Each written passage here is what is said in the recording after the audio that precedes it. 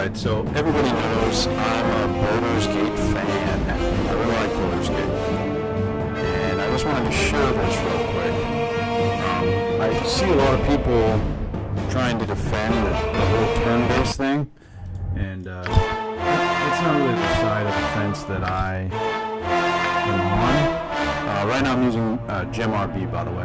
I have the real games, but I'm using GemRB, that's why it says, 0.8.6 right there.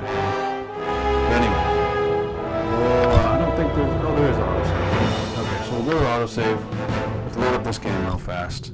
And obviously this isn't exactly the same, because it is GemRB. Onward then. But GemRB is, it's pretty good. But anyway, we can go into the settings.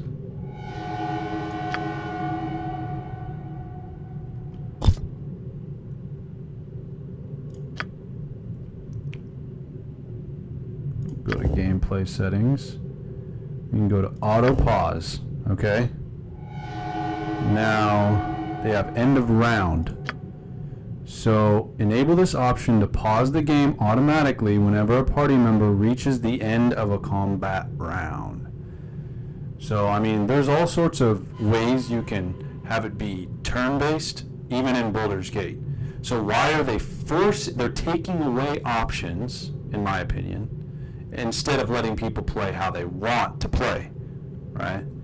So now, with that said, maybe things will change, but that still doesn't mean that we shouldn't complain about something like that, because us complaining might give them the feedback that they need to take Lorian to take the wizards, because it sounded to me like Lorian was the one that was saying, we can't do that because Wizards said they wanted it to be turn-based. So they said that a couple times with two different things. About the alignment thing, they said, Wizards doesn't want to emphasize it, and then they said it again about the turn-based thing. So it sounds to me like, they aren't being able to do what they want with Baldur's Gate. Now, I'm on the strong side of saying I want freedom to do what I want in the game. The beauty about Baldur's Gate is it just lets you do whatever you want, right? You can play it however you want. Maybe they tried to make sure that the fights were fun and interesting, but it wasn't like this obsessive thing that some software developers have. And I know, as I'm a software developer, about controlling the system and making it perfect and balanced and all these types of things. For the most part, I'm sure there were some balancing things going on with Baldur's Gate, but for the most part, you dive in and you start a story. And while you're playing the game, making your choices, the story unfolds. There's characters, there's, a variation of personalities. And, you can encounter different personalities and you can choose to bring them along with you in your party. And, nothing really feels like you're forced. There's like maybe a couple of times, 2 or 3 times, when you kind of just have to do this one thing, and I'm sure if you play Baldur's Gate, the whole, but you still have a few options about how you're going to do it. Joining Bodai or the Thieves Guild or a bunch of different things. You get to decide what you want to do. So for me, look at this interface. I mean, yeah, the interface is older, but it's beautiful. It's so beautiful. They did a great job on this interface. Everything feels like they were trying to make you, engrossed into the game. And there's nothing that's like, that's one of the reasons that when I first started playing Neverwinter Nights, I was so excited for that game, by the way. When they were advertising Neverwinter Nights, they said, "Oh, you're going to be able to import your Baldur's Gate character." Well, that never happened. But then the interface was just so, it didn't exist. Like there was no interface. It was just like these faint blue lines, And then all the icons were these very dull kind of just like one color with a black background. kind of icons, and it's just all like a lot of programmers, system developers, they're trying to make these systems that are massive and can scale and all these different types of things. Automated dungeon creators and itemization systems and all these different. Players don't want an itemization system unless they're playing, in a massively online multiplayer game or something like that. Like maybe in that instance you want it, but really what you want is finely crafted items that are interesting and add to your abilities to play the game. And if you're building, a single-player game, which is essentially what Baldur's Gate is, it's a single-player game, but you can bring your friends in to join in the story while you play.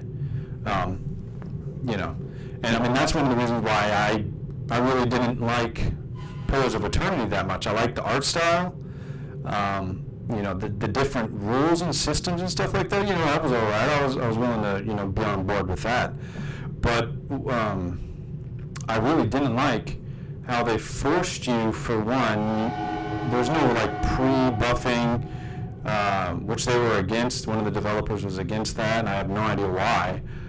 So you can't be prepared for a situation, and I understand for him wanting to make each interaction based solely on your abilities at that very moment, but it just, to me, it didn't seem realistic, and I much preferred the Baldur's Gate approach, right? So I mean, that had its place. I had fun playing the game, but I just much prefer the way Baldur's Gate did it. But again, Pillars of Eternity is a completely different game. They weren't trying to say, they did say that they're going to be the spiritual successor. So that's not necessarily, we're Baldur's Gate, which is going to be the same thing. They're saying we're a spiritual successor, so they're going to take some of, the spirit of the game, but they're going to make their own thing. Well, that's fine if that's what they want to do. And I got the first one. I played all the way through it. It was fun. But if I had to choose, a few things, I definitely would have chose the more Baldur's Gate style. And I even tried out some mods in that game to give you the ability to, do pre-buffing, to give you some of the Baldur's Gate style of stuff. And it, to me, it made the game more fun. And I think, maybe this just might be a developer type thing.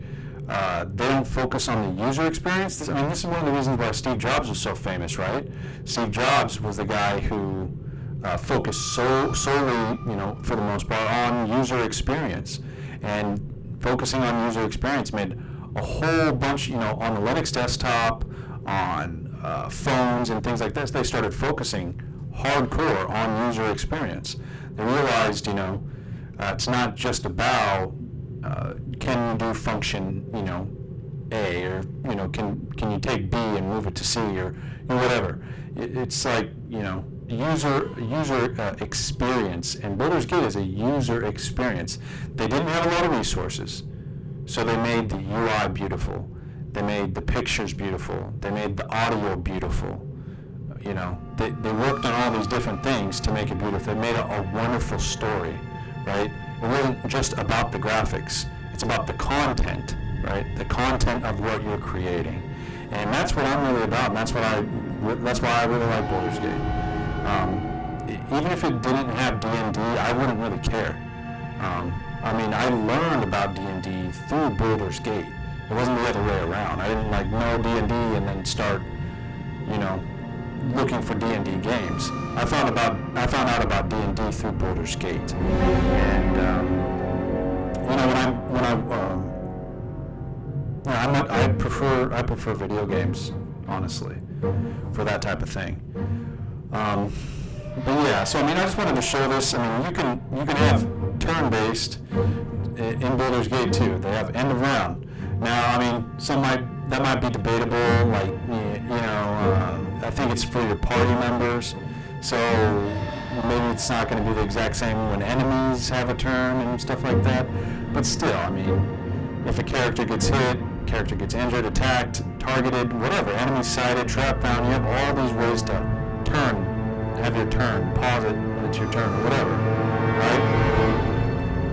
I don't like turn-based games. They're too slow.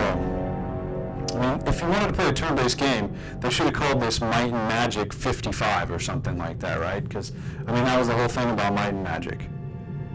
Anyway, silly. I just wanted to give my opinion on that.